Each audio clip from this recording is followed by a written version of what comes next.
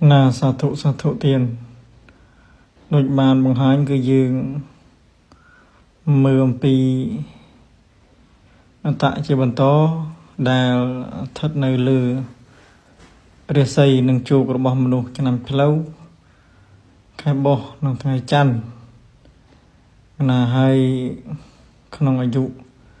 xe sập nâng xe sập muối nâng không trong thằng mày không ngàyนี้คือថ្ងៃទី3ខែ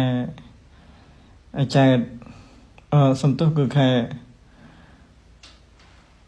មេសា2025ដែលជាខែខ្មែរគឺយើងបានប៉ុន្មានកើតហើយទៀតហើយក៏សូមខ្ញុំបងប្អូនកូនក្មួយទាំងអស់ដែលចូលទស្សនាកុំភ្លេចជួយ share និងជួយ subscribe និងជួយ share ចែកម្លែកបន្តផងហើយនឹងបានស្ដាប់អំពីចំណេះដឹងបន្តអំពីអត្តកណាហើយអត្តយើងមាននិស្ស័យដើរជាច្រើនសម្រាប់ការរៀបក៏ដូចជាសម្រាប់ការគុណគូមើលផងដែរជាស្ដែងខ្ញុំបានជម្រាបអំពីតាំងពីមេរៀនទី1មកក៏បានច្រើនហើយដែរហើយអ្នកខ្លះក៏បានយល់ច្រើនទៅអ្នកខ្លះក៏បានយល់តិចទៅតាមនិស្ស័យហើយជាស្ដែងមកដល់ឥឡូវនេះមានវីដេអូសម្រាប់អត្តហ្នឹងគឺច្រើនrồiដែរណាទៀតហើយយើងក៏មិនទាន់បានបង្ហាញឲ្យអស់អំពីនិស្ស័យក្នុងរយៈកាល7ថ្ងៃ7ខែ7ឆ្នាំទៅតាមនិស្ស័យ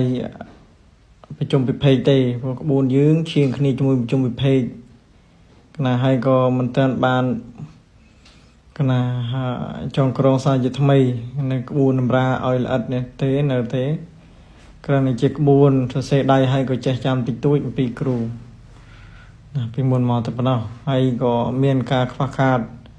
ចន្លោះច្រើនទើបបញ្យើងមកហ្វឹកហាត់ជាមួយនឹងការបង្ហាញផង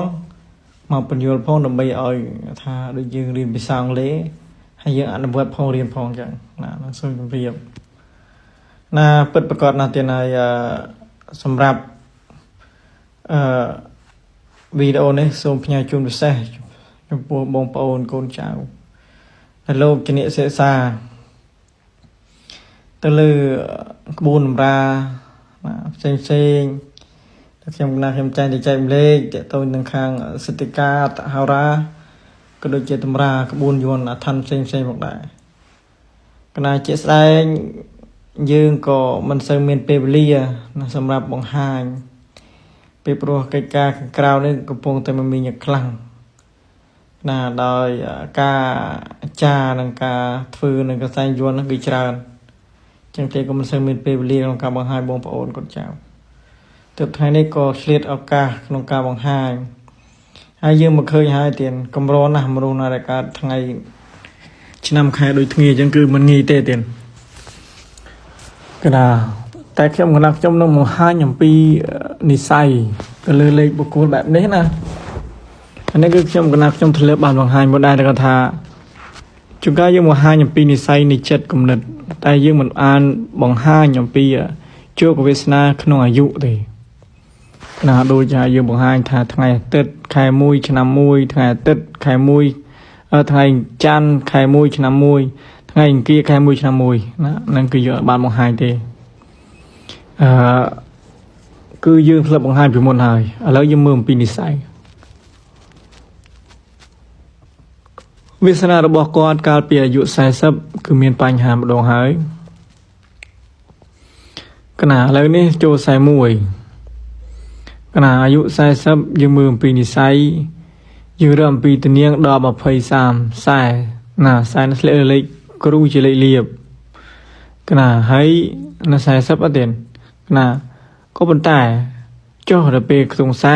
40នៅខាងណារឹបទីនាងយើងបានមកដល់លៀប41គឺយើងបានមកដល់រៀបទិសនិរដីហើយសម្រាប់នៅក្នុងអត្តការរៀបគឺ42 7 2 ដង 14 7 5 35ណា7 5 35 7 6 42 40គាត់កណា40គាត់41 42 41គាត់ណាទៀត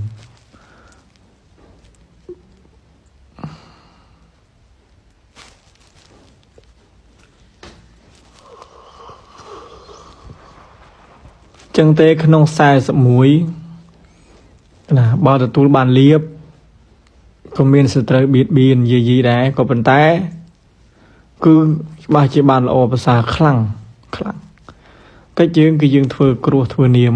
ណាដើម្បីជំរះនៅកម្មអកុសលដូចជាធ្វើបុណ្យធ្វើទានជាដើមដើម្បីឲ្យអានិសង្សផលបុណ្យយើងនោះមកជួយណាជួយយើងឲ្យដោះឲ្យផុតអំពីគ្រោះកម្មហើយទទួលបានលៀបអានេះគឺពិតប្រាកដកណាដូចនោះ